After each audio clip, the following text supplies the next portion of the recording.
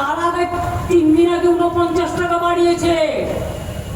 বড় সিলিন্ডারের দাম 2100 টাকা হয়ে গেছে, আর ছোট সিলিন্ডার তাও আবার 1000 টাকা হয়ে গেছে, যেটাতে কিছু নাই বললে চলে, হাফও নাই।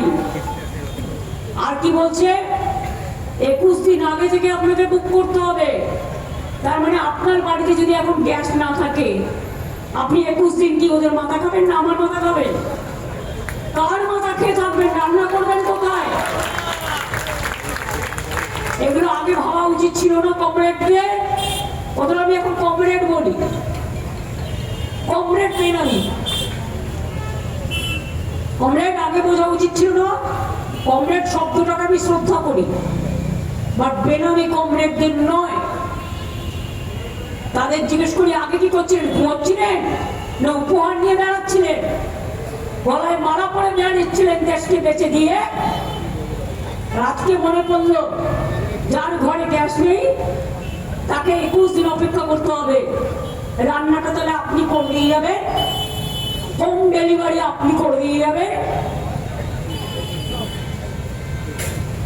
কেরোসিনও তো নেই যে স্টোভ জ্বালাবে, কেরোসিনও তো কোটা কমিয়ে দিয়েছেন, বন্ধ করে দিয়েছেন প্রায়।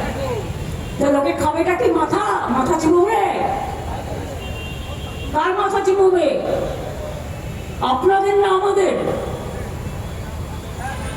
বাস্তব জীবনে যেটা প্রয়োজন দৈনন্দিন, সেটা সবার জন্যই প্রয়োজন। জিনিসপত্রের দাম বাড়াচ্ছে নিচ্ছে করে, কেন আগে থেকে প্ল্যান করেননি? উপহার নেবার আগে, কান মোলা খাওয়ার আগে বঙ্গভঙ্গ করবেন, আগে অ্যাবস্টেন সামলান, তারপর বঙ্গভঙ্গ করবেন।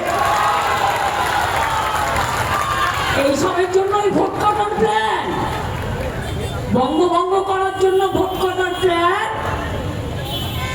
আর মানুষ যাতে প্রতিবাদ করতে না পারে, তাই মানুষের প্রতিবাদ করার কণ্ঠ স্তব্ধ করার প্ল্যান। মনে রাখবেন,